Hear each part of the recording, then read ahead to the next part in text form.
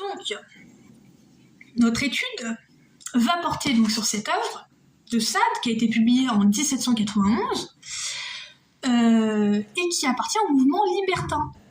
Donc le libertinage des mœurs, pas le libertinage érudit. Il faut savoir que de toute façon, généralement, les libertins des mœurs sont généralement anti-religion. Enfin, on comprendra plus tard que je mets les guillemets.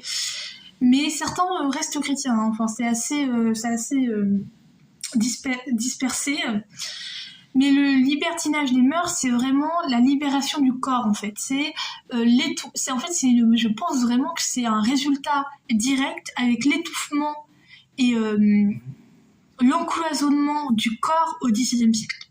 Voilà. C'est pour ça que je vous conseille. Bon. Donc, elle se classe à l'époque comme une œuvre pornographique. Voilà. Donc, il faut savoir aussi que à l'époque du XVIIIe siècle, des histoires grivoises, il y en a plein, d'accord mais celle-là, elle mêle violence et fétichisme, chose qui arrive souvent, mais ici, c'est particulièrement radical, quoi. Hein Donc, l'histoire en elle-même, elle est très simple. Justine, elle est à la rue, voilà, ses parents ont fait banqueroute, le couvent veut plus d'elle, elle et sa sœur sont jetées à la rue et dans ses périples, sur sa route, finalement d'SDF, elle est SDF, hein, elle n'a pas de revenus, elle n'a rien, elle va rencontrer des libertins qui vont lui faire subir des sévices, voilà, des tortures, tout en leur expliquant tout en lui expliquant une thèse philosophique. Pendant que en même temps ils lui font des sévices quoi, qui justifieraient leur acte, tout simplement. Cette histoire, c'est un cycle. En fait, le cycle, c'est Justine, elle rencontre un libertin, elle se fait torturer, elle s'échappe, elle rencontre un libertin, elle se fait torturer, elle s'échappe. Et c'est ça pendant tout le long du livre quand même. Hein. Voilà. Donc, Justine, en fait, c'est une femme qui tourne en rond. Voilà, elle tourne en rond, c'est toujours pareil, on en a marre, clairement. Alors, on va réfléchir, parce que, en fait, Justine, c'est vraiment le centre du livre, hein, éponyme, évidemment.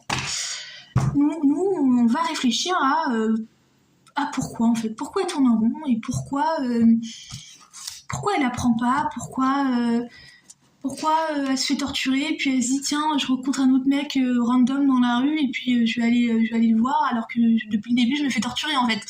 On se dit mais elle a un petit pet au casque quoi la meuf. Mais on va comprendre tout ça. Voilà, nous constaterons du monde qui entoure Justine et de qui est Justine et pourquoi elle est comme ça en fait, grâce à son environnement. Donc pour ce faire, on va avoir trois axes. Le premier axe sur Justine, le deuxième axe sur les libertins, le troisième axe sur Sade, tout simplement. Alors, est-ce que je vous dis les parties ? Bon, je vais vous les dire, vous pouvez avancer si ça vous intéresse pas, mais c'est pour comme ça vous savez quel endroit vous intéresserait le plus. Donc, le premier axe, c'est Justine est une pique-me. Sa première partie, c'est trop bonne pour le monde. Elle se compose de 1. Mépris de classe et de genre, de 2. Le divin comme tremplin, et de 3. L'impossible bravoure. La deuxième partie, envers les hommes et les femmes, constituée de 1. Désir post-traumatique, 2. Les pique-me ont peur, 3. La naïveté forcée. Voilà, une fois qu'on aura cerné Justine, eh bien on va aborder son monde, voilà, avec le second axe, donc les hommes source de leur propre mépris. Donc les hommes, quand je dis les hommes, en fait je parle des libertins, parce que les libertins dans l'œuvre de Sade, c'est que des hommes. Hein. À part Juliette, mais bon, on s'étale pas. Voilà, source de leur mépris, avec la première partie, la femme créature, donc 1, le jeu de chasse et rapport à l'animalité, 2, la femme toujours coupable, 3, la nature en dieu masculiniste, Et sa deuxième partie s'intitulant « La virginité, rituel d'humiliation développé par 1. Le viol et le consentement dans Sade, 2. L'infibulation, cycle d'une théorie, 3. La suprématie incontestable. » Et puis enfin, pour éclaircir un peu notre lecture de Sade, ou du moins peut-être, je sais pas trop, le dernier axe qui portera sur Justine et le paradoxe sadien. Avec ces deux parties, donc Sade et ses idées, avec 1. Sade et la conception du corps capital, 2. L'antiféminisme et l'émancipation, et la deuxième partie, Justine, corps d'une théorie, avec 1. L'ennui, et 2. La caricature d'une femme qui dit non. Voilà. Donc commençons. Le terme pick me girl, on va commencer avec ça. Le terme pick me girl s'est rendu populaire, donc les pick me, au cours des dernières années, sur les réseaux sociaux par exemple, ou chez les jeunes, et désigne une femme qui voudrait à tout prix être choisie, et pour cela chercherait frénétiquement la validation masculine, quitte à devenir l'antagoniste des autres femmes, à les nuire. Souvent utilisé de manière péjorative, il reflète les symptômes d'une société patriarcale. Et oui, parce que la femme ne se voirait qu'à travers les yeux des hommes, dans le cas où elle serait une pygmie, mais que, de manière double tranchée, la femme serait aussi rapportée dans ses actions systématiquement à l'homme, pour qui elle serait obligatoirement en train d'agir. En fait, donc c'est en même temps le constat d'un comportement, donc d'une femme qui vit et qui se damne, oui, pour les hommes, mais aussi d'une femme qui est en permanence remis au centre du monde, c'est-à-dire le centre du monde, les hommes. C'est-à-dire qu'elle ne peut agir indépendamment que pour plaire aux hommes. Et ça pose problème. Ça pose problème. Bon, on continue. Donc ce terme, en fait, il relève un rouage complexe de notre société patriarcale, à la fois en tant que victime directe, c'est-à-dire en tant que pick-me réelle, et à la fois en tant que victime directe aussi, mais non pick-me, qui se fait en permanence rapporter aux hommes parce qu'elle ne pourrait pas agir pour autrement et pour autre chose que des hommes, quoi. Et donc pour commencer, on va discuter des caractéristiques de Justine avec le premier point qui apparaît très vite dans l'œuvre, le mépris. Donc Justine, elle surpasse avec surréalisme les pires tortures. Et pourtant, il y a une chose qu'elle ne sait pas surpasser, c'est le mépris de classe. Au début, parce que, ah oui, je précise, pour ceux qui n'ont pas lu l'œuvre encore, Justine, elle est née dans la bourgeoisie. Voilà, elle est née dans une famille respectable qui, comme on l'a dit au début, a fait banqueroute. Donc elle était riche à la base. Mais ils ont perdu tout leur argent et ils sont morts de désespoir. Bon. Et donc mépris de classe, voilà, on comprend un peu mieux. Le début, il est marquant, parce que Justine, elle a plus rien. Elle a plus rien, elle est SDF, le couvent ne veut plus d'elle parce qu'elle a plus de thunes. Voilà, elle cherche désespérément quelqu'un, elle se dit tiens, je vais aller voir le pasteur en fait. Je vais aller voir le pasteur et elle lui demande oui, est-ce que vous pouvez m'accueillir, etc. Et du coup, lui, il commence à lui dire oui, mais moi je veux quelque chose en échange. En fait, je vais pas t'accueillir comme ça, quoi. Bon, mais elle précise direct, hein. Il n'y a pas de Moyen-Âge. Hein. Elle précise direct, je cite, qu'elle elle ne veut ni l'aumône, ni une place de servante. Voilà. Donc en fait, elle veut être accueillie sans rien donner en retour. Voilà, parce que c'est Justine, quoi. C'est Justine, elle est encore bourgeoise dans sa tête. Donc il y a chez Justine une imploration, parce que Justine, elle se jette aux genoux des gens, elle se dit, oh, ayez pitié de moi, et pitié de moi, autant qu'un mépris. En fait, elle déteste les gens à qui elle demande de l'aide. Voilà. C'est une première trahison avec elle-même. Hein.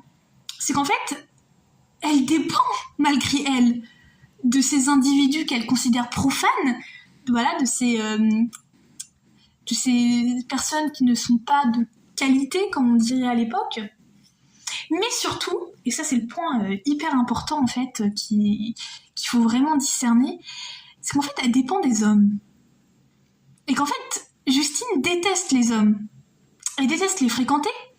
Voilà, pour elle, être avec eux, ça la salit, ça la rend dégueulasse, quoi. C'est vraiment, ça la dégoûte, quoi, ça l'horrifie. Elle déteste que les hommes sont ce qu'ils représentent. Pour elle, c'est pas de qualité, quoi. C'est pas noble. Elle dira à Madame de Lorsange, qui en fait est Juliette, mais ça on le comprend plus tard. Mais encore qu'on le comprend dès le début, hein.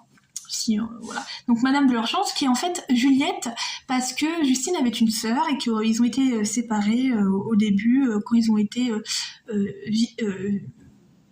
sortis du couvent, parce qu'elle n'avait pas les mêmes ambitions dans la vie. Juliette, elle voulait s'en sortir, quitte à être un peu sournoise. Tandis que Justine, elle voulait à tout prix vivre dans le bien, malgré le fait que elle n'ait plus rien, quoi. Enfin, elle n'a pas trop le choix de trouver des... Surtout qu'encore une fois, il faut avoir le contexte historique, hein. L'Ancien Régime, c'était violent, hein, c'était dur. Et pour ça, je vous conseille une autrice qui s'appelle Arlette Farge. Arlette Farge, elle fait des petits livres là sur le XVIIIe siècle, Vie fragile, plutôt pas mal, si ça vous intéresse. Donc elle dit à Madame de Lorsange, à propos des abus par les moines, ça c'est un peu plus tard, parce qu'en fait toute l'histoire de Justine est racontée par Justine. Ça c'est aussi un autre point. Justine, elle rencontre Madame de Lorsange, Madame de Lorsange veut écouter son histoire, et elle va lui raconter toute son histoire, et c'est ça pendant tout le roman en fait. Tout le roman, c'est juste Justine en train de parler à Madame de Lorsange. Et donc elle lui dira, au moment où elle se fait abuser par les moines, donc ça c'est un peu plus tard dans l'histoire, mais bon, voilà. Il essaie de se satisfaire avec moi de cette façon criminelle et perverse qui nous fait ressembler au sexe que nous ne possédons pas. Voilà. Donc c'est assez triste, hein, notamment parce que toute l'histoire de Juliette porte sur les hommes. Et en fait, elle déteste les hommes, et quand ces hommes se rapprochent d'elle physiquement, elle a l'impression d'être aussi dégueulasse qu'eux, en fait. Elle se sent dégueulasse comme eux, quoi. Enfin, dégoût ultime. Et toute son histoire ne va être que des hommes qui lui expliquent le rapport qu'ils ont aux femmes, et d'ailleurs qui vont agir concrètement sur elle, quoi. Voilà. Mais bon, Justine, comme on l'a dit, c'est une pick-me, voilà. Donc elle peut pas vraiment en fait haïr les hommes ouvertement, sinon elle serait pas une pick-me. Non, elle peut pas. Elle peut pas être ouverte, dire qu'elle déteste les hommes. Elle peut pas non plus se sentir dégoûtée des cas sociaux de manière évidente, quoi. Elle peut pas. Elle peut pas être honnête en fait. Elle peut pas être honnête. Elle est tout le temps en train de mentir. Elle est dans l'hypocrisie en permanence. Parce qu'elle ne peut plus compter sur un statut qu'elle ne détient plus en fait. C'est une personne qui n'a plus rien. Voilà, elle peut plus avoir cet air supérieur qu'elle pense, hein, au fond d'elle. Et pour quand même faire entendre ses sentiments, mais de manière détournée, Justine, elle va utiliser le divin. Voilà. Et le divin, ça va lui servir à contraster le profane, c'est-à-dire à contraster les personnes qu'elle méprise avec les personnes qu'on devrait adorer en s'incluant dedans. Voilà. Voilà, donc c'est ce qu'elle fait pendant tout le récit. Et donc elle va utiliser, comme on l'aura compris, le divin comme tremplin. Voilà, donc elle condamnera tout ce qui lui déplaît, voilà, tout ce qu'elle aime pas. Et au lieu de dire moi j'aime pas ça, je trouve que c'est de la merde, elle va dire Dieu, nanana, la providence, nanana, la virtuosité, nanana, le péché, nanana, voilà. Donc en gros, elle va utiliser la virtuosité comme moyen contredire. Voilà. Au lieu de le mettre à sa propre parole, elle va le mettre à la parole de Dieu, en fait. Mais, évidemment, cette virtuosité, elle est contrariée. Elle est contrariée parce que quand il ne s'agit pas de relationner avec des hommes et de se salir, Justine, elle s'en fout de mentir, elle s'en fout de gagner de l'argent louche, là, un peu suspect, un peu crade. Elle s'en fout de prendre son parti, elle est très contente. On le voit avec Dubreuil. Alors, Dubreuil, dans l'histoire, c'est un mec qui apparemment est amoureux d'elle, et il y a une criminelle qui lui dit « Vas-y, moi je te passe de l'argent, et en gros, tu te maries avec lui, quoi. » Elle a dit oui. Elle dit oui, elle s'en fout. Et d'ailleurs, elle lui demande plus d'argent. Elle lui dit tu me passes plus d'argent et je le fais. Et le Dubreuil, il était riche en plus. Bien michto, la meuf. Voilà. Voilà, c'est parce qu'en fait, Justine, elle ne veut pas être affiliée à la plèbe. Elle ne veut pas être affiliée aussi à ces hommes qui la répugnent, en fait. Tu vois ? Et donc, pour parvenir à ses fins, elle utilise la figure du sacré. Et notamment, la figure du martyr. Voilà. Donc elle se met en martyr. Parce que comme on l'a dit plus tôt, Justine, en fait, c'est elle qui raconte son histoire. Donc, on doit bien se rendre compte que l'histoire est altérée. Qu'en fait, Justine, elle raconte l'histoire de son point de vue, et d'un point de vue qui, évidemment, la met en faveur, et qui, évidemment, est enclin à être transposée d'une manière où elle serait la martyre.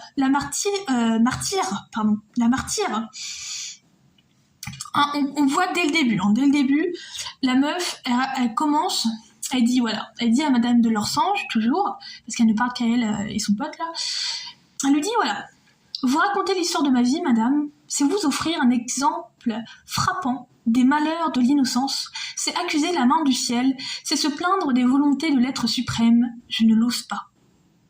Mais en fait, elle va directement enchaîner, pendant 300 pages, il fait 300 pages le truc, des justifications pathétiques où elle se met dans une position de martyr, donc de personne qui est complètement désemparée, innocente et pure, face à des gens qui sont malsains et démoniaques, tu vois, et qui l'exempteraient de ces accusations. Parce que n'oublions pas non plus que si elle raconte cette histoire, c'est parce que en fait, elle est sur le point de se faire juger, là, Justine. Elle a 3 accusations sur le dos.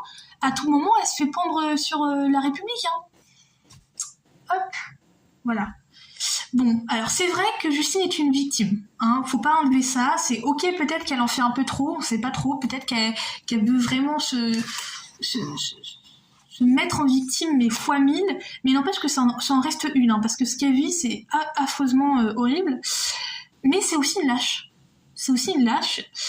Et malgré en fait le fait qu'elle voudrait, comme tout martyr, être une héroïne, en fait,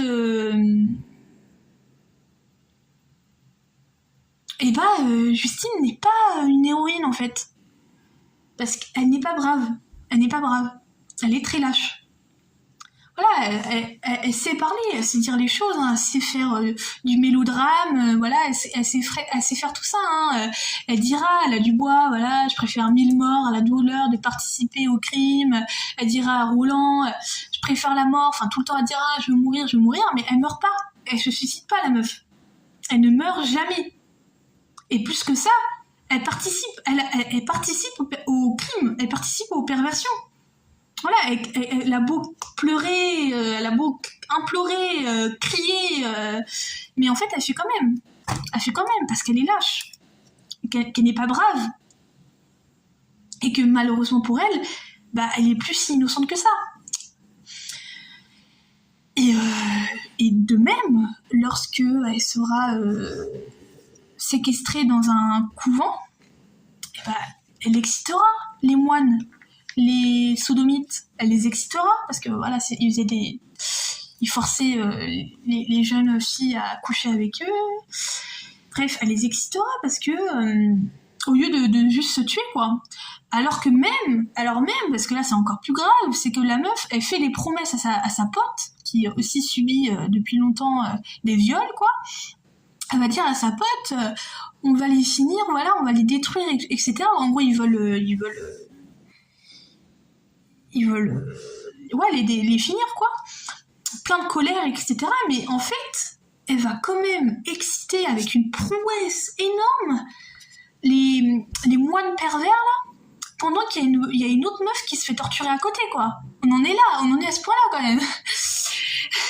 Donc là, figure du martyr, voilà. Justine, elle aurait pu mourir. Plein de fois, elle aurait pu mourir. Vu tout ce qu'elle a subi, franchement, on aurait été dans la vraie vie, personne n'aurait survécu à ça. Hein. Mais non, Justine, elle revient à la charge. Voilà, elle pourrait apprendre, elle pourrait trouver des tactiques pour éviter tous ces fous là, tous ces malades. Mais que nenni. Et voilà, elle va vers ces hommes encore et encore et encore et encore. Et c'est ce qui pourrait en fait nous pousser même à se dire, mais en fait elle est conne, quoi. Elle est conne de ouf. Mais en fait, ce qu'il faut garder en tête, encore une fois, c'est que Justine est une pique-me. Elle est le produit de la société patriarcale. Les hommes l'attirent. C'est pas que elle a une volonté réelle, c'est pas qu'elle est vraiment attirée par les hommes puisqu'elle les méprise. Mais c'est qu'en fait, c'est une réponse traumatique.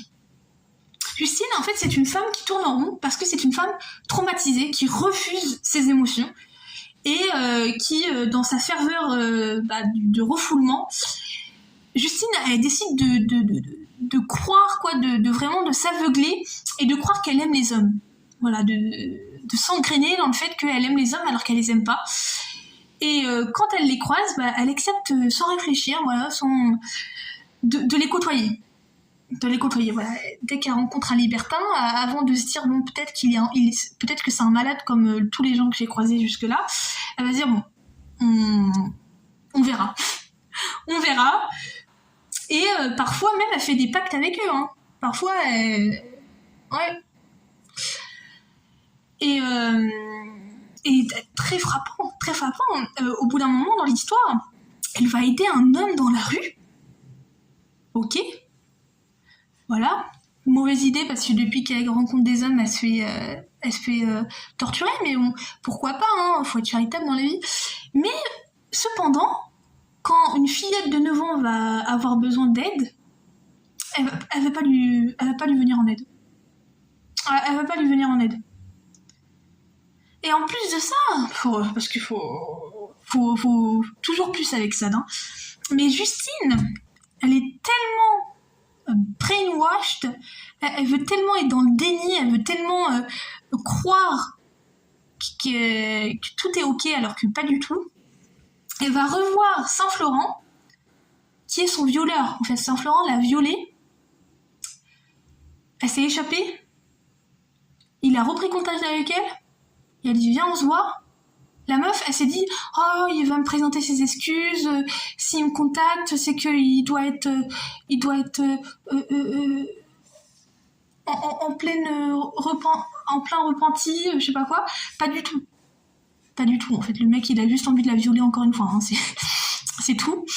Et ouais, c'est qu'en fait, Justine, elle est pas conne, comme on pourrait le croire. C'est qu'en fait, elle refuse la vérité parce qu'elle est dans le déni. Parce que Justine, en fait, on l'aura compris, hein, je vous le dis pas depuis tout à l'heure, mais en fait, Justine, elle a peur. Elle a peur des hommes, et parce qu'elle a peur des hommes, et parce qu'elle est traumatisée par les hommes, et elle revient en permanence vers eux, en fait. C'est vraiment une attirance toxique d'une meuf qui est juste traumatisée, quoi. Et évidemment, comment on peut pas avoir peur des hommes quand il y a que des fous dans ce livre? Voilà, tous les hommes là qui rôdent, pour reprendre un extrait, ils pensent qu'à exterminer la femme aussitôt qu'ils en auraient joui. En fait, pour eux, c'est on jouit de la femme et après on la tue, quoi. Donc évidemment, Justine, en fait, c'est un produit de son environnement. Elle a peur, et parce qu'elle a peur, elle préfère croire que les hommes peuvent être bons, Parce que si elle ne croit plus que les hommes peuvent être bons, bah alors elle devient parano. Elle se dit mais putain, mais en fait je vais me faire violer tout le temps, quoi. Voilà. Et puis même Justine, elle a envie d'être safe. Donc évidemment, elle se dit bah je vais aller vers des hommes qui me semblent bons. Comme ça, je serai protégée, tu vois. Elle n'a pas le courage. Comme on l'a dit, elle n'a pas de courage, mais parce qu'elle a peur. Elle n'a pas de courage de nuire aux hommes, d'aider les femmes. Mais à la place, parce qu'elle est guidée par la peur, comme on le dit, elle se rangera aux côtés de ces hommes, mais avec dégoût. Avec dégoût, ok, ça c'est ok, mais aussi par confort. C'est ça, on en revient au truc. C'est qu'en fait, c'est aussi un confort de se ranger avec les libertins, parce que les libertins sont des masculinistes hyper dangereux, c'est des fous malades, quoi. Donc, il y a un monde où en fait, par survie, on se plie, quoi. On se plie, on obéit. Voilà, donc c'est une deuxième trahison. Donc elle utilisera encore une fois le religieux pour s'opposer à ces hommes, sans faire de tumulte, sans que ce soit une dégaine personnelle, quoi. Enfin, en fait, il faut que les hommes se disent que la meuf, elle est conne, qu'en fait, elle croit trop en Dieu, alors que depuis le début dans sa vie, elle a que de la merde, et du coup, c'est une... Alors qu'en fait, Justine, elle veut juste leur dire qu'en fait, elle méprise ce qu'ils font. Et comme elle peut pas le dire parce que c'est des fous et qu'ils pourraient la tuer, la violer, la bouffer, on sait pas trop, bah, elle utilise Dieu, quoi. Elle utilise, c'est pas très catholique et tout, mais en fait, elle aussi, ce qu'elle fait, c'est pas très catholique, hein. Voilà. Elle est contente de gagner de l'argent avec ces mecs, hein, quand elle fait du travail et qu'elle gagne ces 3 pièces, là. Elle est contente d'avoir son argent.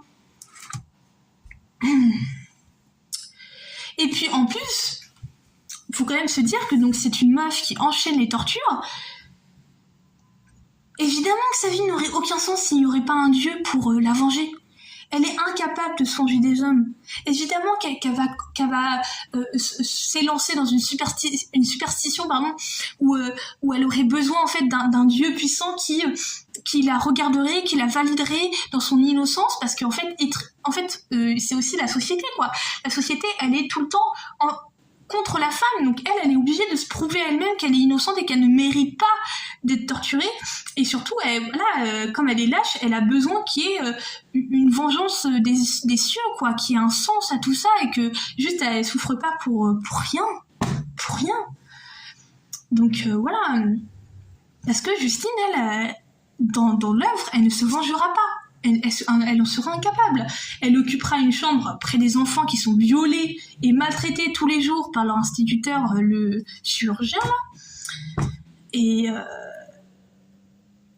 elle sera pas la personne qu'elle voulait être. La noble, qui est bonne, qui est innocente. Elle voudrait bien, mais en fait, c'est impossible parce que elle doit survivre. Elle doit survivre et on ne devrait pas la blâmer pour survivre. Enfin, elle a pas trop le choix, la meuf. Et du coup, ouais, elle finira par dépendre des personnes qu'elle méprise. Parce que pourquoi elle se range vers ces hommes? Mais parce que ces hommes sont les seuls qui sont capables de la nourrir.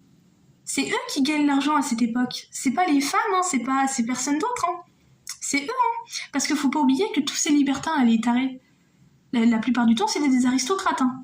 Donc ils avaient de la thune. Bon, et voilà, elle fera aussi marcher les rouages du crime, en fait. Voilà, et elle passera son temps à se justifier, à se dire est-ce que mon orifice vaginal est assez fermé parce qu'il ne faudrait pas qu'il croie qu'en fait j'ai envie. Elle fera des prières, Dieu puissant, tu le sais, je suis innocente et faible, parce qu'évidemment voilà, bon, mais tout ça c'est un peu de la naïveté forcée, mais on l'aura compris, hein, c'est un peu de la naïveté forcée pour justement ne pas mourir. Elle a envie de mourir ou peut-être qu'elle croirait qu'elle a envie de mourir, mais la vérité c'est qu'elle fait tout pour survivre, en fait. Elle fait tout pour survivre, et qu'en fait cette naïveté que Justine elle reprend en permanence, c'est un mécanisme de bluff. C'est du bluff. C'est du bluff. Parce qu'en fait, si Justine, elle comprend pas ce qui se passe, alors ça veut dire qu'elle est comme un enfant, en fait. Elle est comme une personne innocente qui est née à la vie, qui ne connaît rien du vice et de tous ces expressions, en fait.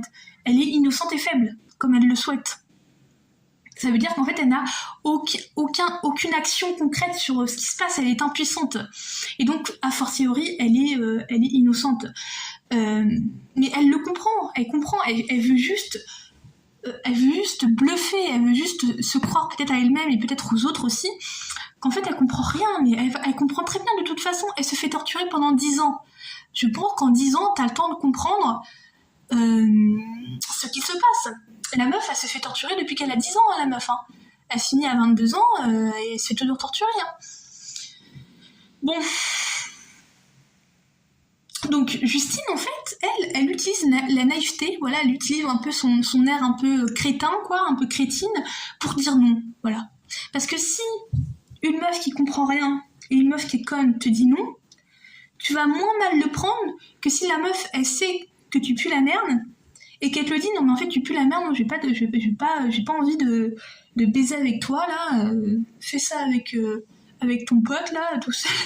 Voilà, ils peuvent pas dire ça. Attends, à l'époque, une femme qui dit non, ça se fait pas. Hein.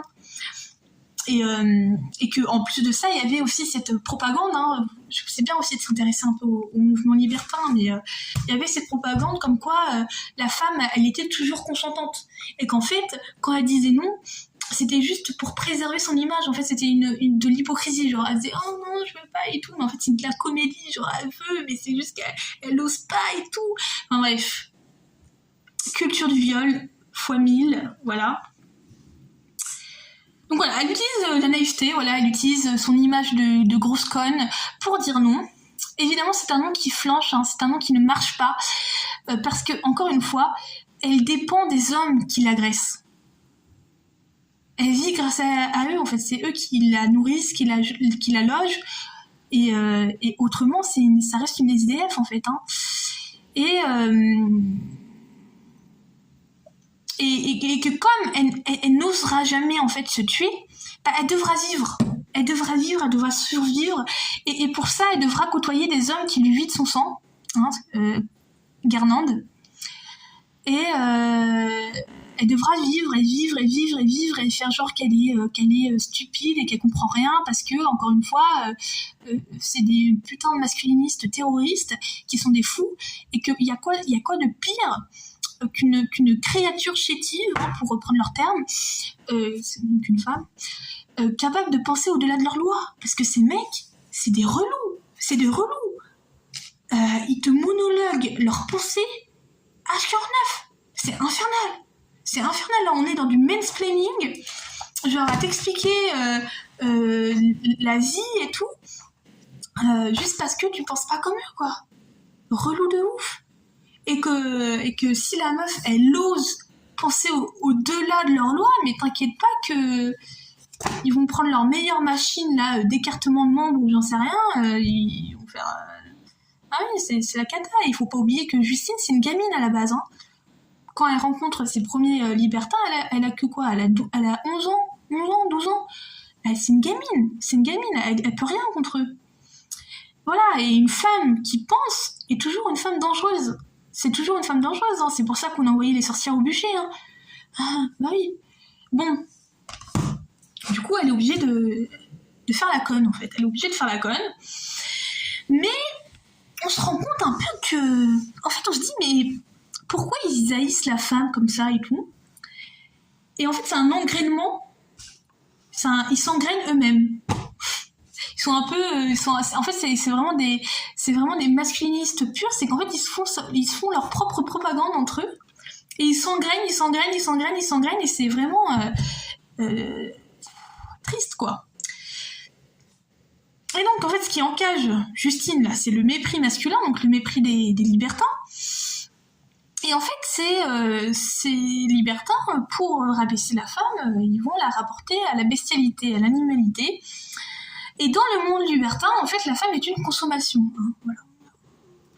elle n'est là du coup que pour obéir, dire oui, se faire baiser, et sinon être violentée jusqu'à temps qu'elle se résigne ou qu'elle ne puisse tout simplement plus dire non en fait.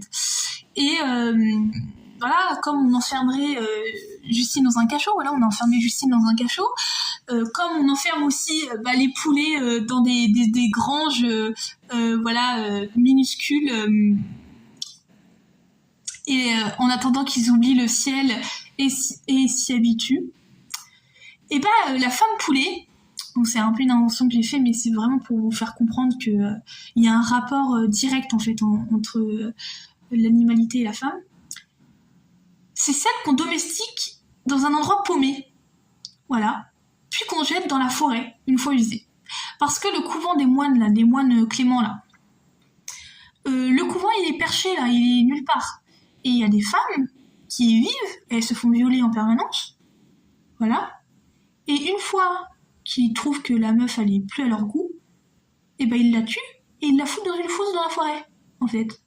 Voilà. Donc quand je vous dis que c'est vraiment fait et que pour la consommation, c'est un truc de ouf. La femme ne sert à rien. Et de toute façon, je l'ai dit au début, une fois qu'on a joui de la femme, on peut la détruire. Elle n'est que là pour être un trou à baiser. Hein. Un trou à baiser, c'est tout. Hein. Bon. Qu'on balance aussi aux chiens, parce que Justine a été balancée aux chiens. Voilà, les chiens étaient en train de la bouffer. Parce qu'elle n'a pas écouté les libertins, évidemment, parce qu'une femme obéit, en fait. Les hommes de Sade, loin de leur discours du libre-échange, de l'ouverture des désirs sexuels, en fait, seraient les premiers à envoyer les libertines, si elles existaient, évidemment, à la Salpêtrière. Donc la Salpêtrière qui est une prison pour femmes, là où on envoyait les folles, en fait, les hystériques. Qui en fait, on se rend compte qu'il y avait des jugées libertines, donc des femmes qui pratiquent des relations sexuelles, et que pendant tout le livre, ces hommes vont dire oui, mais en fait, tu te retiens, mais tu pourrais avoir du plaisir et tout. Moi, je me dis, mais en fait, les femmes, elles pourraient juste baiser, quoi. Mais c'est du fake, c'est n'importe quoi. On va le comprendre très vite. Bon, comment on va le comprendre ? Eh oui. Donc ils sont envoyés à la Salpêtrière parce que, attention, on revient à la femme poulet, Guirnand il dit quand même, ne serais-je pas dupe d'avoir pitié du poulet qu'on égorge pour mon dîner ? Donc en fait il compare une femme à un poulet qu'on égorge. Non pas que la comparaison à un poulet soit insultante, c'est juste un poulet, mais c'est surtout qu'en fait ça veut dire que il considère du coup la femme comme une consommation, comme on consommerait de la viande, et surtout il n'a aucun scrupule à égorger la femme après, en fait. Voilà, donc en fait, il n'a aucune raison de laisser libre la femme, autant qu'il n'a aucune raison de laisser libre le poulet. Parce que de toute façon, il veut consommer ce poulet, autant qu'il veut consommer la femme. Et donc, le carnisme, parce que c'est du carnisme, et le masculinisme des libertins, impose au produit de ne jamais dire non, mais surtout, c'est que ce n'est pas du libre-échange. Parce qu'il n'y a pas de réciprocité, en fait. La femme, non seulement elle n'est pas intéressante si elle est libre, parce que du coup, elle serait capable de dire non, mais en plus de ça, la femme n'a pas le choix, en fait. Elle ne peut pas dire non. C'est pour ça que les femmes libertines n'existent pas, parce qu'elles ne peuvent pas dire non, en fait. Et elles ne gagnent rien. Là où les libertins, ils gagnent beaucoup. Et donc, le mieux dans tout ça, ce serait de continuer la persécution, mais de faire un petit laïus, là, un petit monologue bien chiant sur la superbe philosophie que de toute façon un poulet femme ne comprend pas, mais on s'en fout, on va leur balancer des mots alambiqués et faire genre que c'est hyper intéressant ce qu'on raconte, et sur pourquoi faut pas dire non, en fait. C'est stupide de dire non, parce que encore une fois, le tigre et le léopard... non, c'est pas ça. Parce qu'encore une fois, se faire manger par le tigre et le léopard créé pour remplir les intentions de la nature, c'est les intentions de la nature, quoi. Enfin, voilà. Ça, c'est les mots de Clément. Les mots de Clément, donc il se compare à un tigre. On reconnaît quand même les tendances masculinistes de se comparer à un tigre, alors que les gars ne vivent pas du tout comme des tigres. Bon. Donc voilà, on commence à s'introduire là une nouvelle notion, la nature. Qu'est-ce ça court? C'est quoi ce truc? Cette nature, c'est ce qui peuple tous les discours des libertins, et en fait c'est ce qui aurait tout créé et qui aurait pour nous des lois et des intentions que nous devons remplir. Voilà. Violer son enfant y compris, a priori. Et dans cette logique, la nature, la nature, non. Et dans cette logique, oh putain, je raconte de la merde. Et dans cette logique, en fait, voilà, de cette nature un peu abstraite qu'on reviendra plus tard pour mieux expliquer, et des hommes, la femme, elle est toujours coupable. Elle est toujours coupable, qu'elle dise oui ou qu'elle dise non. Justine, quand elle dit non, elle est violée et réduite en esclave sexuelle dans des orgies, puis en plus de ça, moralisée à l'excès avec des monologues qui n'en finissent jamais sur pourquoi dire oui, et si elle dit oui, c'est une salope, et donc elle sera traitée comme telle, donc humiliée, parce qu'être une salope à l'époque, c'est vraiment la mort sociale, quoi, c'est l'humiliation ultime, quoi. Et elle sera jugée hypocrite et moquée parce que, attends, tu fais la meuf Dieu, mais en fait tu dis oui. En fait, t'es une grosse catin, quoi. Tu vois? Donc en fait, dans tous les cas, elle est perdante. Voilà, quoi que fasse Justine, hein, la petite Justine, la petite stupide, là, la petite menteuse. En fait, Justine, elle sera emprisonnée, elle sera mise dans un cachot, elle sera mise quelque part là, elle sera mise dans un couvent, elle sera mise quelque part, mais à la Salpêtrière peut-être, mais elle sera enfermée. Alors voilà, oui, c'est vrai que Justine, c'est une perdante, c'est une lâche, et que voilà, on a tendance à lui en vouloir. Mais en fait, c'est comme toutes les femmes au XVIIIe siècle, en fait. Toutes les femmes au XVIIIe siècle sont des femmes perdantes. Voilà, faut quand même se dire que les femmes au XVIIIe siècle, elles doivent crier, elles doivent se débattre, mais de manière obvious, quoi, pour être crues. Et pour ça, pour être crue, faut qu'il y ait un témoin. Faut qu'il y ait un témoin qui dise oui, elle s'est bien acharnée. Et si tu fais une crise de sidération, ou si tu t'évanouis, ou si juste t'es drogué, tu t'es pas battu, t'as pas crié, t'as pas dit non. Non. Eh oui. Et quoi donc? Et puis une fois que ces femmes, elles essaient de dénoncer quoi que ce soit, on les enferme. On les enferme dans des asiles, on les enferme dans des maisons de redressement. Parce que, pour en revenir à la Salpêtrière, les folles là de la Salpêtrière, c'était juste des femmes, dans les témoignages qu'on a, hein, dans les enregistrements qu'on a, c'est juste des femmes qui ont été victimes de violences sexuelles.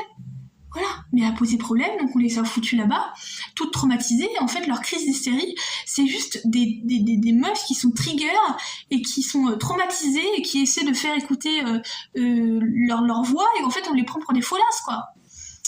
Bon, et donc,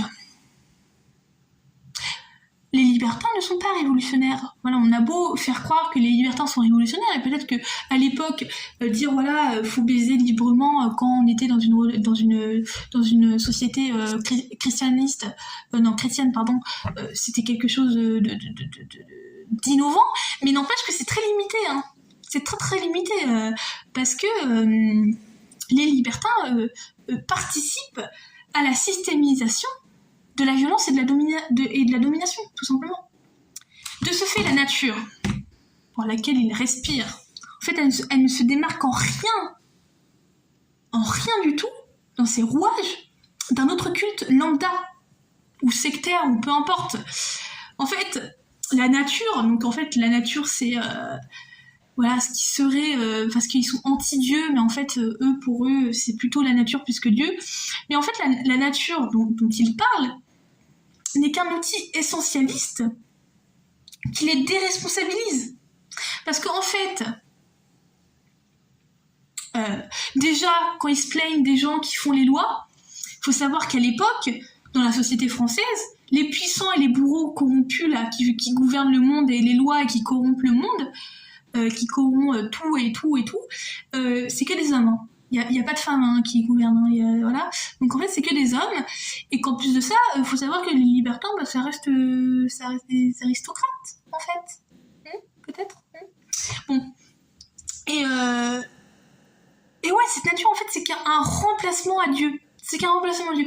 La nature, elle est dépeinte comme un Dieu, mais c'est juste que ces hommes utilisent la nature pour détourner une religion, pour en créer une autre, mais dans celle-ci, violer, tuer, et tout le tralala, c'est ok. Voilà, c'est juste ça qui change. Donc en fait, ils ont utilisé une nouvelle croyance, et qui ne sont pas anti-religion, ils sont pas anti-religion, en fait, ils manipulent la religion à leur intérêt, mais au final, la nature, elle a la même forme abstraite et la même forme divine que n'importe quel dieu qui a été prôné, quoi. Et bon, donc on a je vais vous faire un petit extrait de Cœur de fer, donc un voleur de la bande là, qui parle, il parle de la femme. Donc son humiliation, ses douleurs sont au nombre des lois de la nature. Et son existence, utile au plan général, comme celle de la prospérité qui l'écrase, réelle, est la vérité qui doit étouffer le remords de l'âme du tyran ou du malfaiteur, qu'il ne se contraigne pas. Voilà, donc visiblement, on remarque que les libertins ne sont pas des anarchistes. Voilà, ils appliquent des lois, c'est juste qu'en fait, c'est des lois qui sont un peu orientées vers des choses qui permettent de justifier leur acte lorsqu'ils se contrarient que le christianisme justifierait des actes qui ne sont pas ok. Mais en fait, ils font exactement la même chose, mais avec une autre perspective, quoi. C'est un peu de la merde. Voilà. Une autre notion fondamentale de l'œuvre, et puis évidemment, la virginité qui revient incessamment, tout le temps, c'est infernal. Voilà, c'est infernal, donc la virginité. Voilà, Justine, elle est à la fois la femme dont on a hantise, car Justine est vierge, et ne désire pas tapiner avec les libertins. Donc les libertins ne sont pas contents, parce qu'évidemment, une femme qui rejette un homme, une femme qui dit non, non mais scandaleux. Mais c'est à la fois une femme qu'on désire, parce que elle est clean, quoi, elle est vierge, donc ça veut dire qu'aucun homme la salit. Car évidemment, l'homme masculiniste est un homme qui colonise avant tout. Et oui, première nouvelle, si les femmes sont pour les libertins des objets de consommation, elles sont inévitablement aussi des corps à coloniser. Il y a...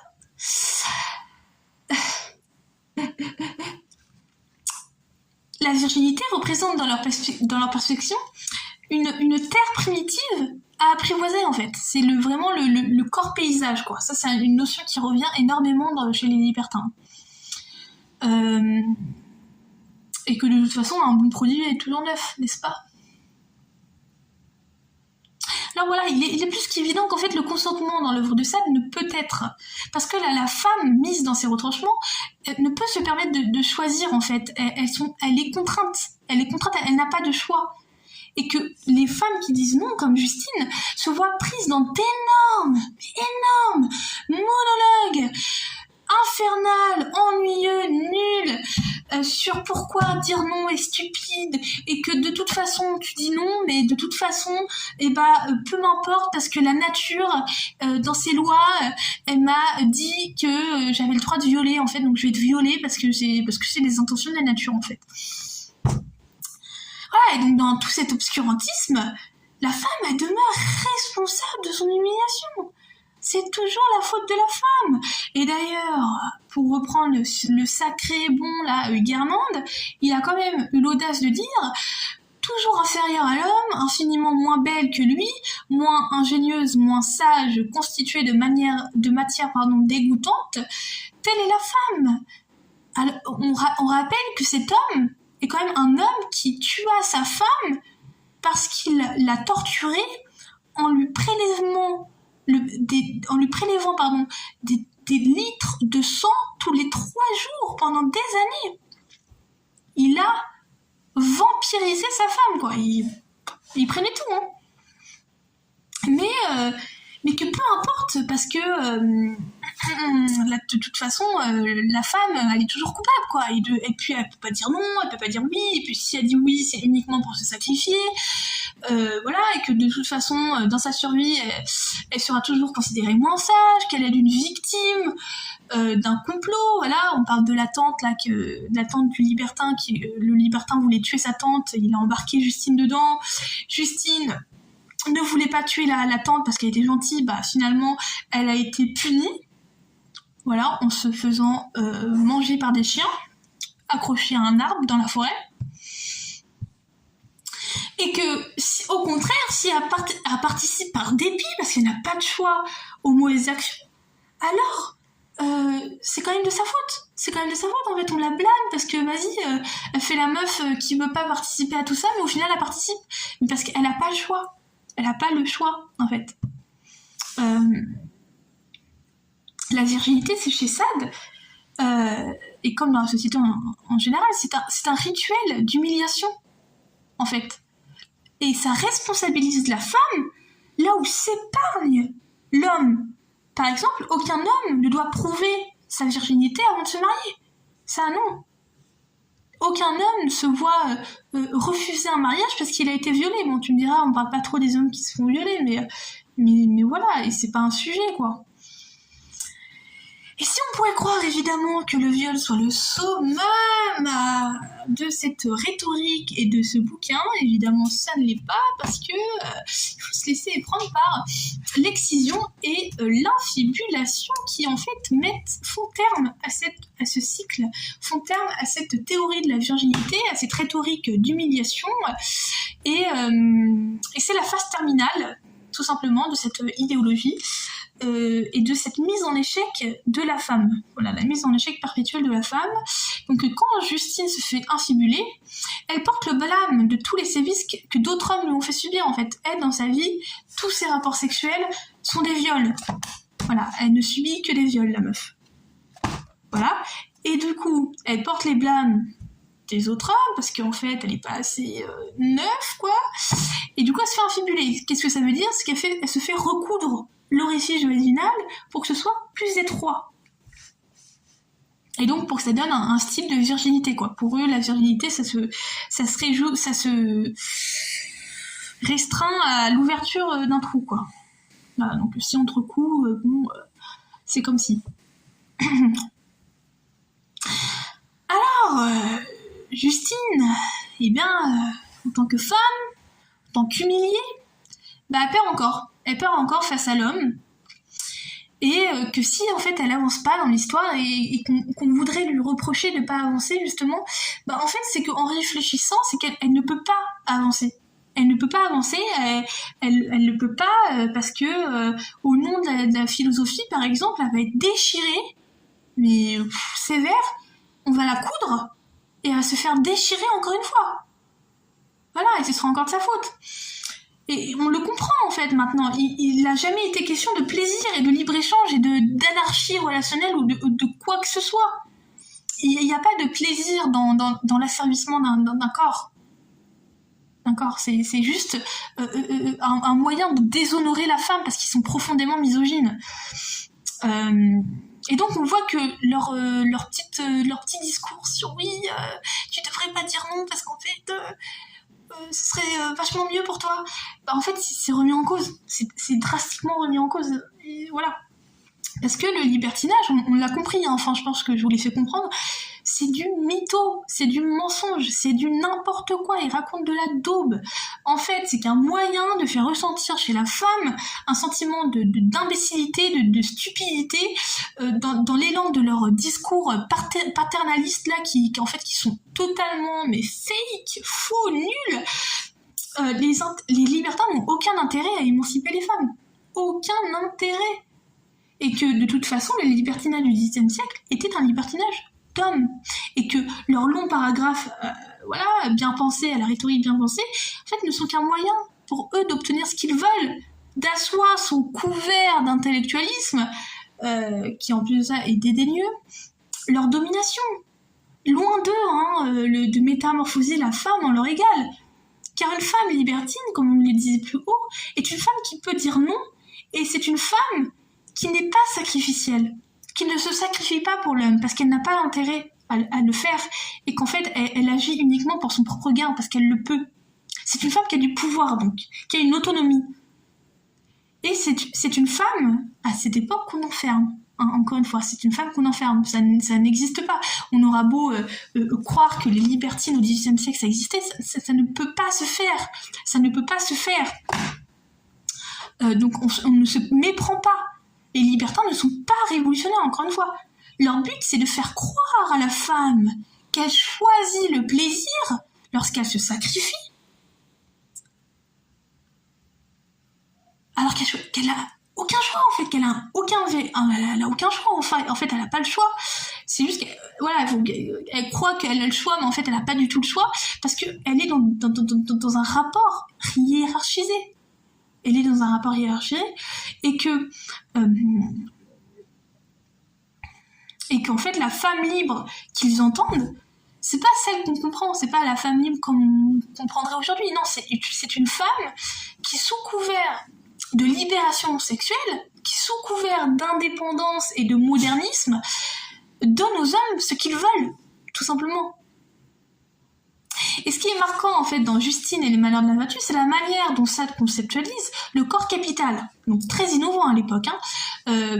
En effet, durant son périple contre le logis, Justine s'est vue imposer d'utiliser son corps contre tout, en fait. Voilà, à chaque fois en contrepartie.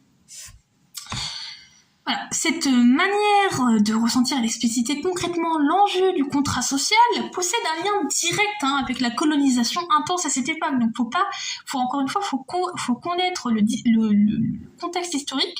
Au XVIIIe siècle, les pensées coloniales, c'est à flot. À cette époque, la colonisation et tout ce qui tourne autour, donc tout ce qui est esclavagisme, etc. C'est intense, hein, voilà. Et donc, on a conscience que le corps peut être une marchandise, en fait. On sait. Et malheureusement, la seule proposition donnée aux femmes pour pouvoir avoir une place dans la société et avoir une quelconque indépendance qui, en fait, on s'en rend vite pas compte, enfin, on s'en rend vite compte qu'il n'en est pas une. Et c'est pas de philosopher, comme nos chers amis, c'est pas d'être intellectuel, mais c'est de se prostituer, tout simplement. Et en plus de ça, c'est de se prostituer, non pas contre de l'argent, mais contre du matérialisme, pas la philosophie, mais du matériel, quoi, des objets, des trucs, enfin, se faire entretenir. Et c'est ce qu'on retrouve encore aujourd'hui dans les relations hétérosexuelles. Ne nous attardons pas. Ce qui est donc ça, c'est assez innovant quand même de mettre en avant du coup ces rapports économico-affectifs dans l'intime. Mais même si Sade il a conscience que la femme c'est une victime, sa seule solution en fait c'est pas de remettre en cause ces rapports comme il le fait pour absolument tout, ou de les détruire, mais de faire avec, en fait, ce qui en soit pas tant émancipateur, lui qui veut la liberté, etc. Bon. En fait, ni Justine, ni Juliette ne renversent un quelconque rapport de domination. Jamais un homme ne devra faire des stratagèmes et des manigances sournoises et interminables pour ne pas finir à l'asile, en fait, ou pour ne pas avoir une mort sociale. Juliette, elle doit en permanence trouver des manigances, des trucs, et voilà, et que même à un moment donné ou un autre, elle devra servir l'homme qui la rend précaire, en fait. Elle devra servir cet homme qui participe à sa marginalisation, qui participe au fait qu'elle est obligée de cacher qu'elle a des rapports sexuels parce qu'en fait c'est mal vu. Et donc la femme libre tant fantasmée par Sade n'est pas une femme libre. On revient au même constat, c'est une femme qui peut-être détient des biens matériels, mais qui est en permanence dans la manigance, et qui en fait donne de toute façon aux hommes ce qu'ils veulent, parce que voilà. Bon. Voilà, donc c'est le paradoxe de l'œuvre de Sade, puisqu'il souhaite offrir une place aux femmes qu'elles ne détiennent pas. Voilà, il souhaite que ces femmes se libèrent. Voilà, il aborde des airs émancipateurs. Voilà, mais en fait, il confectionne de part en part la prison, parce que Sade, qu'il le veuille ou non, est une personne, à travers son œuvre, profondément antiféministe. Moi je dirais plutôt que c'est un anarcho-capitaliste, quoi. Et avec sa mentalité là d'anarchiste d'État et dans sa frustration, Sade ne propose que la destruction et la double peine. Parce que la femme, en plus d'être exploitée gratuitement dans la sphère domestique, le sera aussi sexuellement de manière assumée. Et peut-être que Sade, moi je me pose la question, c'est que peut-être il s'ennuie en fait. Parce que l'ennui, c'est intégrant dans l'œuvre de Sade, et quand on lit ses livres, on se fait chier. Moi, je vous dis la vérité, personne ne lit ça pour le plaisir. D'accord, on s'ennuie. C'est ennuyeux, c'est nul. Et qu'en plus, là, de Sade, lui, il s'ennuie dans cette petite prison, parce qu'évidemment, Sade, il a été interné dans une prison toute sa vie, et puis après, il a fini chez les fous, a envoyé des lettres à sa femme alors qu'il la hait. Il hait sa femme, il la méprise, et dans son désespoir et dans son ennui, alors qu'il déteste sa femme, il va lui écrire des lettres. C'est pour vous dire à quel point, quoi. Et Justine, elle aussi, elle s'ennuie, elle a des tourments en permanence, et ça n'en finit jamais. Justine, elle incorpore une théorie, elle bouge son corps dans une histoire qui est inclinée et dépliée dans un sens qui arrange la doctrine, et dans son histoire excentrique et démesurée, Sade, il affirme indirectement, selon moi, je m'ennuie, il me faut de la stimulation intense, en fait. Et Justine, elle subit, et elle s'ennuie. Elle s'ennuie parce que, dans son corps, elle s'ennuie parce que, voilà, il ne casse jamais son corps, il ne casse jamais, et qu'elle avance perpétuellement face aux affrosités, aux atrocités, qui, en fait, recommenceront demain de toute façon, en fait. Sa vie, c'est avancer, se faire torturer, avancer, se faire torturer, avancer, se faire torturer. On se fait chier, voilà. Et que Sade, moi je me pose vraiment la question, je me dis, mais en fait, Sade, dans son ennui, il aurait pu être de nos jours Epstein, quoi. Il aurait pu être Epstein et sa mégalomanie, quoi, qui fait des orgies et des parties complètement loufoques. Sade en est capable. Et il aurait pu aussi, tout aussi bien, être un streamer incel, addict au porno et fan d'Andrew Tate. Voilà, un masculiniste, quoi. Parce qu'il sait quand même promouvoir des sophismes. Et oui, car Justine est en fait la caricature d'une femme qui dit non, tout simplement. Justine n'est en réalité qu'une femme qui essaie de dire non, qui ne veut pas capitaliser sur son corps, qui refuse de servir les hommes. Elle aurait pu être écrite sous un angle de refus des lois et des mœurs, et de remise en question des codes sociétaux, comme le prônait si bien le libertinage. Mais à la place, en fait, c'est que elle est dépeinte comme une pauvre fille ennuyeuse, stupide, qui comprend rien, relou, quoi.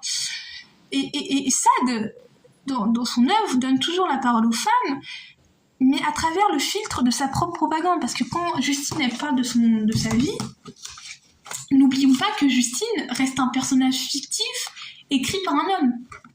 Hein, et en fait, en lui donnant la parole, il la décrédibilise, tout simplement, il la décrédibilise. En conclusion, alors on arrive à la conclusion, le livre de Sade est intéressant uniquement lorsqu'il est abordé et critiqué avec une grille de lecture consciente. D'accord ? Parce que l'enjeu du livre n'est en réalité ni le sadisme, ni la pornographie, qui sont l'expression d'une théorie philosophique, d'une idéologie que prône Sade. Non. Si Justine, elle nous énerve, parce que oui, au début, quand on n'analyse pas et qu'on lit juste l'œuvre, on se dit, mais elle est hyper chiante, cette meuf. Elle est saoulante de ouf, quoi. Faut la secouer. En fait, c'est parce qu'elle titille.